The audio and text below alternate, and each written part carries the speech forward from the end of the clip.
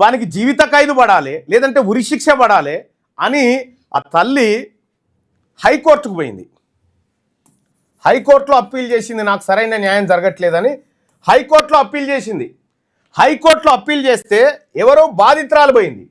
బాధితురాలే హైకోర్టుకు పోయి నాకు అన్యాయం జరిగింది, ఇక్కడ మొత్తం మ్యానిపులేషన్ జరిగిందని చెప్పి హైకోర్టుకు పోతే హైకోర్టు ఏం చేయాలి? పూర్తి స్థాయిలో విచారణ చేసి చంపితే, లేదంటే చంపడానికి ప్రేరేపిస్తే, చనిపోవడానికి ప్రేరేపిస్తేనే జీవిత ఖైదు వేస్తారు. జీవిత ఖైదే పడాలి. చాలా ఉన్నారు అట్లా. కానీ ఈ 7 ఏళ్ల జైలు శిక్ష ఉంది కదా, ఇది ఉంది కదా, దీన్ని తీసేసి ఏం చేసింది ఎరికైనా హైకోర్టు 2 ఏళ్ల శిక్షకు మార్చింది. చూసుకోరిగా పోయిందేమో ఈమె జైలుకు, న్యాయం వానికి జరిగింది. ఈయనకి గత పెద్ద మనిషిని 7 ఏళ్ళు ఎట్లా పెడతారా, 2 ఏళ్ళు పెట్టుకోవడానికి హైకోర్టు చెప్పింది. హైకోర్టు చెప్తే ఏది 2011లో, ఇది 2011లో హైకోర్టు జడ్జిమెంట్ ఇచ్చి 2 ఏళ్ల శిక్షగా మార్చింది. 2 ఏళ్ల శిక్షగా మార్చంగానే వాడు ఆయనతో ఇటాటు మెసిలిండు, పోయి అమెరికాలో పడ్డాడు. ఎవడు? సిద్ధార్థ రెడ్డి. ఇప్పుడు అమెరికాలోనే ఉన్నాడు. ఇక వాడు ఇండియాకు వచ్చేది లేదు, సచ్చేది లేదు. ఆ తల్లి ఈ హైకోర్టులో కూడా న్యాయం జరగలేదని సుప్రీంకోర్టుకు పోయింది. 2012లో అప్పీల్ చేసింది.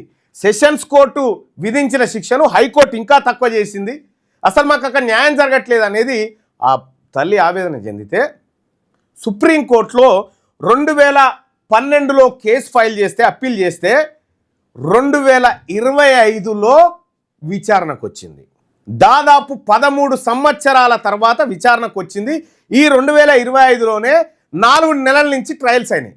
4 నెలల నుంచి ట్రయల్స్ అయితే సుప్రీంకోర్టు తీర్పు రిజర్వ్లో పెట్టింది. ఇప్పుడు 24 సంవత్సరాలుగా న్యాయం కోసం తిరుగుతున్నటువంటి ఈ తల్లికి ఇప్పుడు సుప్రీంకోర్టులోనైనా న్యాయం దక్కుతుందా? ఒకవేళ ప్రత్యూష ముదిరాజు కాకుండా ప్రత్యూష రెడ్డి అయితే ఎట్లుంటుండే, ప్రత్యూష కమ్మ అయితే ఎట్లా ఉంటుండే న్యాయము? ఒక ముదిరాజు బిడ్డ హీరోయిన్ అయితేనే ఈ దొంగలు ఓర్చుకోలే. మొత్తం న్యాయ వ్యవస్థ, మొత్తం పోలీస్ వ్యవస్థ, అధికార వ్యవస్థ అంతా దొంగలకు సర్దిగట్టింది. పరిస్థితి ఆడికొచ్చింది. మరి ఈ సుప్రీంకోర్టులో కూడా న్యాయం జరుగుతుందా?